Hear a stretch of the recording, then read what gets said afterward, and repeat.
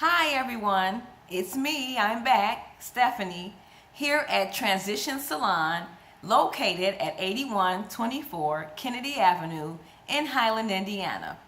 You can always call the salon at area code 219-838-8910.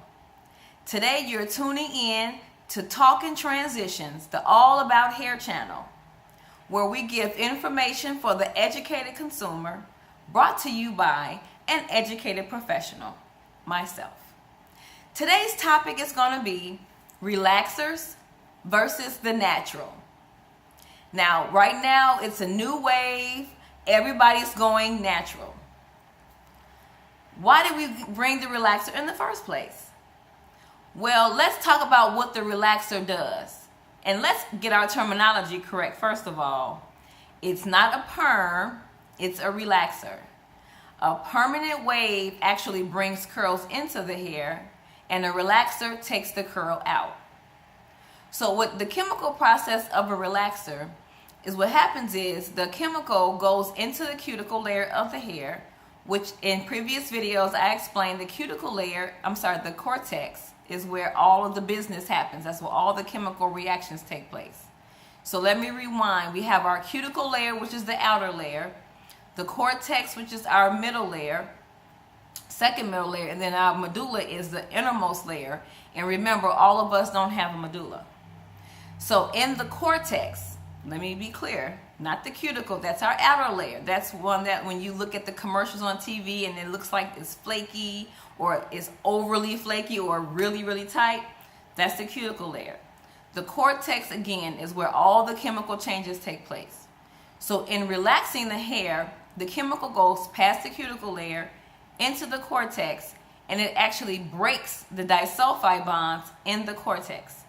When it breaks those disulfide bonds, what's happening is it's causing the hair to change its molecular structure, okay?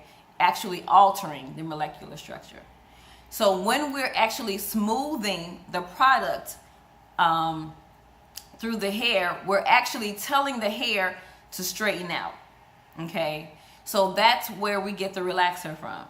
Now, remember, the bonds cannot be they can't be reconnected. Once they're broken, they're broken. Now, when we have the neutralizing process, that's when we shampoo the hair with the neutralizing shampoo, or some relaxer systems actually offer a neutralizing conditioner. What happens with that, it brings the hair back to its normal pH balance. With the relaxer, it's very alkalinic. So let's talk a little science for a second. We have our pH scale, and on one end we have 0 to 7, that's our acidic level, and then we have 8 to about 14, and that is our alkalinic level.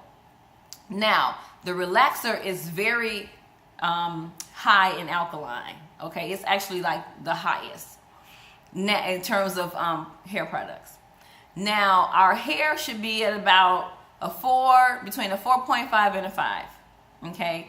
So imagine going from a 4.5 all the way to a 14. That means that the hair is way out of balance, right? So the neutralizing shampoo goes in, brings that hair back to a better state. Sometimes it doesn't bring it all the way back, but the hope is that you can get as close to the 4.5 as possible. That is where you're going to have the healthiest strand of hair, or the more balanced hair. Now, remember, I talked about those disulfide bonds being broken. This is what makes the hair weak. So if you're not infusing the hair with protein and really taking care of that hair and not putting a lot of stress or pressure on the hair can actually survive through the relaxing process. This is why it's important to not do a relaxer and overlap into previously relaxed hair.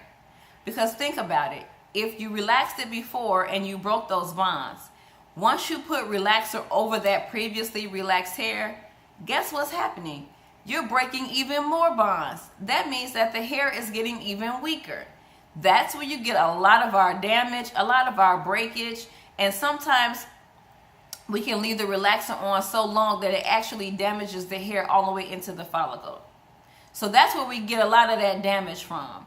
So that's why it's really counterproductive to use the relaxer in some cases, because we're using the service in order to make the hair more manageable. But actually what we're doing when we're not taking care of the hair, we're actually causing more damage to the hair than good. So that's why we end up either never using the relaxer, or we'll actually let the relaxer grow out.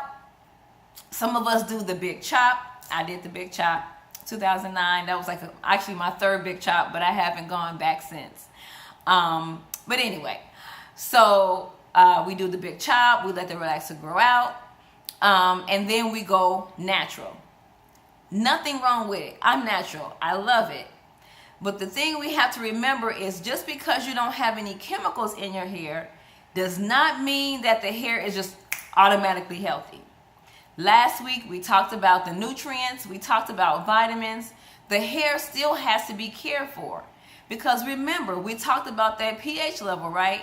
So even if you don't have any harsh chemicals that you're using, such as a relaxer or color, because remember, as a sidebar, color is a chemical. So if you have any type of permanent color in your hair is not all natural. So getting back to the natural hair, we want to make sure that we're caring for the hair, that we're actually using the proper shampoos and conditioners and finishing products on the hair so that it still remains healthy. I see a lot of people out there, just because they don't have that harsh chemical on, they believe that the hair is just organic, it's just going to do and be free. That's not always the case. I would say 99.9% of the time, your hair still needs TLC, regardless of if it has chemicals in it or if it's chemical free. You still want to make sure that you're giving the hair the nutrients that it needs, because if the hair is not healthy, it's not going to grow properly. It's going to break prematurely, and you can actually have some hair follicle damage. And we talked about that, like I said in a previous video, when we talked about feeding your hair. So I don't want us to have this permanent thought in our minds that the relaxer is just the bad guy, okay? It's not that. It's how we use the relaxer is what makes it bad, okay? So remember, with the relaxer, is actually breaking those disulfide bonds in the cortex of the hair.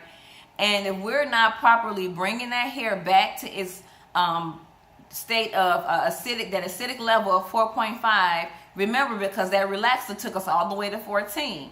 So if we're not bringing that hair back to its optimal state in terms of the pH balance, and we're not using the proper products to really bring that hair back to life because of those broken bonds, that's where we run into the problems. So if you need to get a relaxer, please do not over relax the hair. Follow the manufacturer's instructions. Do not relax on previously relaxed hair, okay? And remember to always use the proper products, whether it's the finishing products or the actual shampoos and conditioners that go along with the system. That's all I have for today. I just really wanted to clear that up. Remember, if you have any comments, please leave them. If you have any questions, leave your questions. I check my YouTube channel on a regular basis just to make sure I'm keeping up with everyone.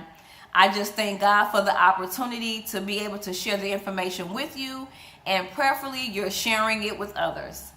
Thank you so much. I'll see you next week. Goodbye.